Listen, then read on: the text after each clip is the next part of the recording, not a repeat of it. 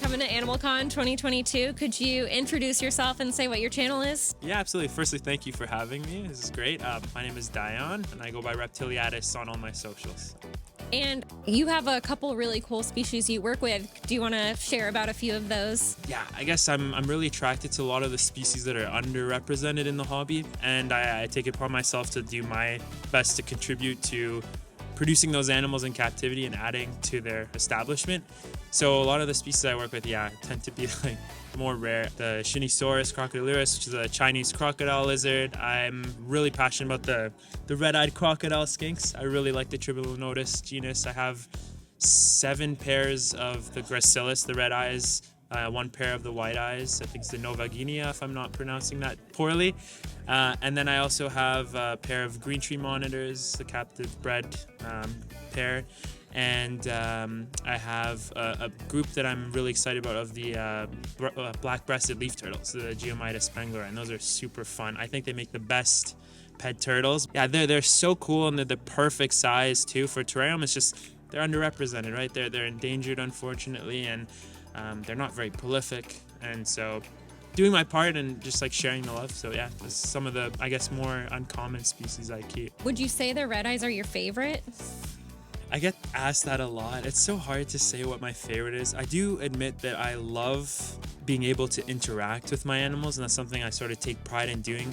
The way I always go about it is just sort of conditioning the animal to make their own decision to interact with me as opposed to forcing them through handling. And I know that works with a lot of species. Like there are folks that'll say like if you sort of just grab an animal enough, somehow it does recognize that you're not dangerous, but you are also giving them the right triggers to feel that they're being preyed upon. So that doesn't usually work. I have a lot of animals that are more keen to just come out and interact with me, and so I do have more of like an attachment to those. So like my female tree monitor, her name's Sabzi, which is the Iranian word for green vegetables.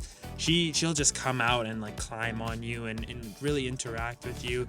My male tokay gecko Tiki's pretty cool, but I don't know, it's tough. Like I have all these different passion projects. I can't say I love one type more than the other so much, but the red eyes are up there. I think they're so interesting, they're so fascinating, there's so much to learn. I love that they incubate and move their egg around the enclosure, that you can have multiple generations of offspring living with the adults, and that's something the tokays do too. But yeah, it's hard to narrow it down. I just love them all. There's so many qualities each species have that I appreciate. And you are mentioning the green tree monitors too. Those are kind of known as being a pretty intelligent species. Yes. How do you work with those guys? Yeah, I first started with my female, and I'm getting those from Brandon Van Asten and the Canadian Cold-Blood. He does a phenomenal job with that whole genus and specifically the tree monitors. There's someone, I think based out of Switzerland, that inspired me through an Instagram reel where she's using small animal toys and like dog toys by putting food in it for them, and it really instigates that tactile function they use to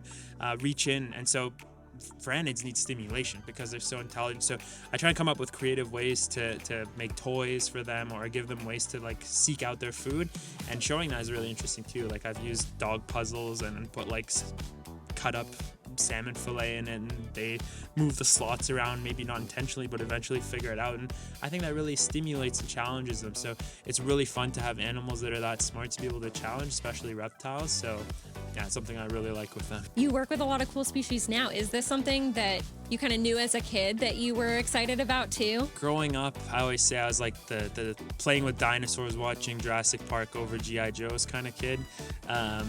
Like I've always loved these animals. I can remember going to the pond, like staring at tadpoles. We have family videos of me like 2 years old, leaned over with supervision at a pond, looking at like the frogs, trying to catch them. And I've always loved these animals. And I think as I've grown, I've really wanted to shine a positive light on a lot of them, and that's also one of the reasons I keep as many invertebrates as I do, because they're so underrepresented too, and there's so many amazing qualities they have that you can appreciate and learn from as well. So I think, yeah, I've always known this was for me, and it's really a pleasure, and I'm very humbled that I'm able to express my love and inspire others to love them too, because one of the most rewarding things for me is seeing comments saying like, I overcame my fear of spiders or something like that watching your content. Like it really touches me. Like that's what keeps me going, because it's it's the most rewarding thing to grow or be a part of helping the community grow. What would you like to share in closing as advice for people getting into this hobby? Yeah, the most important thing is do everything out of love and passion for the animals, and whatever your goals associated with that will follow. Like, it has to be driven by love and passion. Your motivation shouldn't be, let's say, financial success or something, because if that's your goal, it won't work. Like, it is a lot of work, and if there isn't love behind that effort, it's not something I think will be sustainable. But if you're always doing it because you love the animals, there's so much potential that you can just flourish and really achieve anything, I think. So I think that's a universal principle I see in everyone doing this, and it's been my own experience as well. Otherwise it feels like a chore, right? But if you're motivated by your love for the animals, it's never gonna feel that way. So thank you for your time. Thank you so much for having me.